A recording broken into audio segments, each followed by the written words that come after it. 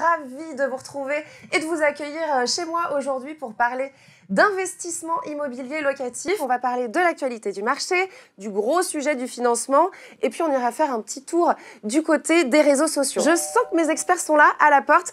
Simple comme IMO, c'est parti, bienvenue chez vous. On est pas mal ici. Hein. On est bien. Peut-être qu'on peut commencer un petit peu par poser le décor. Investir, vous diriez que c'est pour qui? Je considère que c'est pour tout le monde. Après, par contre, il faut définir une stratégie. Donc en fait, investir, c'est, et depuis longtemps, un investissement gagnant. Compléter ses revenus lors de la retraite, avoir un capital, mais aussi peut-être un endroit aussi où on se voit vieillir, c'est tout à fait possible. Et contrairement à d'autres investissements, c'est aussi un des seuls où on peut en fait pas avoir besoin d'avoir le cash sur son compte de chèque, puisqu'on va aller chercher du crédit pour acheter tout simplement son projet immobilier.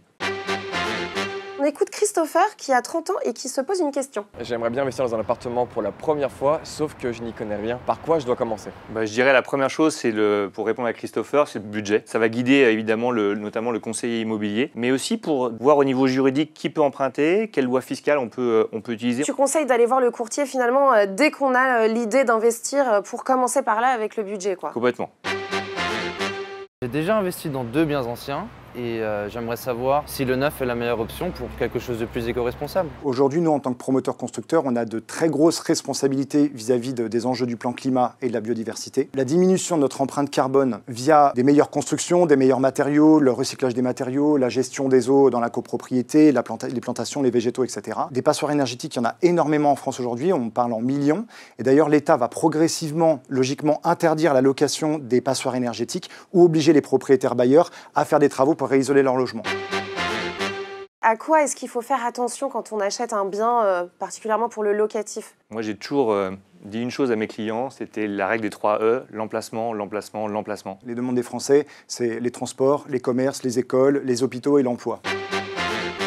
C'est l'heure de parler de l'actualité du marché. Pour ceux qui veulent attendre d'investir alors que pour attendre une baisse des taux, c'est pas la bonne stratégie. Mais aujourd'hui, on est encore dans des prix qui vont continuer aussi encore à monter, donc c'est encore le moment surtout d'acheter, notamment quand on parle d'investissement immobilier. C'est sûr qu'en ce moment, il y a peu de produits sur le marché, il y a beaucoup de demandes, que ce soit le marché immobilier ancien ou neuf d'ailleurs. Tant que tu as la capacité d'acheter, il faut y aller.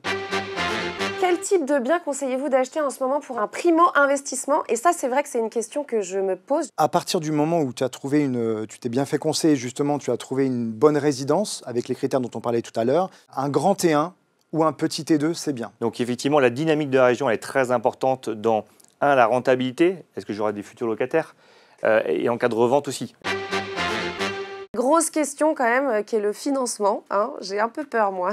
C'est grave, docteur? Ça va bien se passer, Chloé. Ça va bien se Okay. passer. La première étape qui est cruciale, c'est justement de bien préparer son dossier. Donc il y a 4 grands thèmes. Okay. Le premier, c'est les revenus. Le deuxième, ça va être les charges. C'est qu'est-ce que vous payez en crédit. Le troisième, on l'oublie souvent, c'est le fonctionnement de votre compte. C'est-à-dire qu'on va regarder dans votre relevé de compte, si vous n'êtes pas trop dans le rouge, comment vous gérez actuellement avant même cet investissement. Et nous, on est les premiers aussi à vous conseiller sur le fait de dire on met tel ou tel apport selon votre épargne. Pour tout vous dire, quand on était en coulisses, on parlait de la loi Pinel et j'avais un petit peu de mal à voir comment ça allait s'organiser. Et donc Arnaud m'a proposé de nous préparer un petit exemple. Écoute Chloé, je vais t'emmener en Bretagne, je vais t'emmener à Rennes. J'ai pas pris mes bottes de pluie et mon parapluie. Donc c'est un appartement donc, de 50 mètres carrés, donc pour une valeur de 250 000 €, pour lequel en fait on va aller chercher évidemment un financement, là sur 25 ans. Le loyer que Benoît évoquait, donc à 525 € par mois, on est largement en dessous des plafonds Pinel. Et donc là, l'effort de trésorerie, finalement, ça va être 109 € par mois. C'est-à-dire que mon appartement va me coûter pendant 9 ans 109 € par mois. On est allé poser des questions à des tout jeunes investisseurs ou à ceux qui ont déjà un peu plus de bouteilles.